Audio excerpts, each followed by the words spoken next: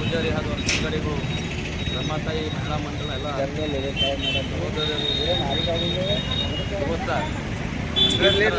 ವೃತ್ತದಲ್ಲಿ ರಮಾತಾಯಿ ಜನ್ಮ ದಿನಾಚರಣೆ ಒಂದು ಮಾಡುವುದು ಭಾಳ ಹರ್ಷದ ಕೆಲಸ.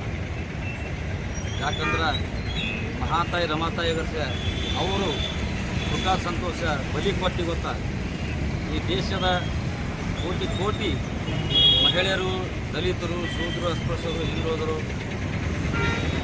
ಅವರಿಗೆ ಇವತ್ತು ಜನ್ಮ ಕೊಟ್ಟಂಥ ತಾಯಿ.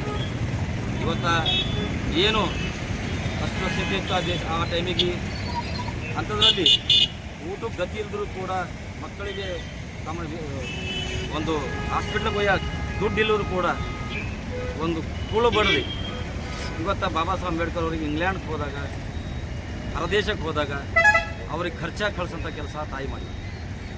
ಆದರೆ ಬರ್ತಾ ಬರ್ತಾ ಇವತ್ತು ನಮ್ಮ ತಾಯಂದಿರು ಆ ಕೆಲಸ ಮಕ್ಕಳಿಗೆ ಒಂದು ವಿದ್ಯಾಭ್ಯಾಸ ಕೊಡೋದ್ರಲ್ಲಿ ಕೂಡ ಇವತ್ತು ಕಮ್ಮಿ ಹಿಂದೆ ಹೋಗುತ್ತೆ.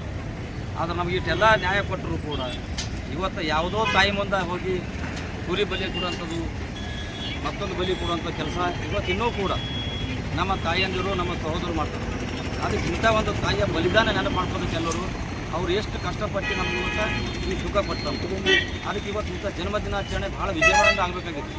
ಆದ್ರೂ ಪೂಜಾರಿ ಅವರು ಒಂದು ನೆನಪಿಟ್ಟು ಇವತ್ತು ಭಾಳ ಸಂತೋಷದ ನಮಗೆ ನೆನಪಿಟ್ಟು ಒಂದು ಸಣ್ಣ ಪ್ರಮಾಣದಲ್ಲಿ ಇವತ್ತು ಈ ಬೀದರ್ ಜಿಲ್ಲೆಯ ಜನತೆಗೊಂದು ತಾಯಿಯ ಒಂದು ಜನ್ಮದಿನಾಚರಣೆ ಮಾಡೋಕ್ಕೆ ಮುಂದಾಗ್ಯಾರ. ಅದಕ್ಕೆ ನಾನು ಅವ್ರಿಗೆ ಮತ್ತೊಂದು ಅಭಿನಂದಿಸ್ತೇನೆ. ಇಂಥ ಒಂದು ಜನ್ಮದಿನಾಚರಣೆ ಎಲ್ಲ ಕಡೆ ಕೂಡ ಗಲ್ಲಿ ಓಣಿ ಕೂಡ ಇವತ್ತು ತಾಯಿಯ ಜನ್ಮದಿನಾಚರಣೆ ಆಗಬೇಕು.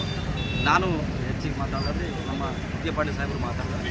ಅದಕ್ಕೆ ಮತ್ತೊಮ್ಮೆ ಎಲ್ಲರಿಗೂ ತಾಯಿಯ ಜನ್ಮದಿನಾಚರಣೆ ಶುಭಾಶಯ. ಧನ್ಯವಾದ.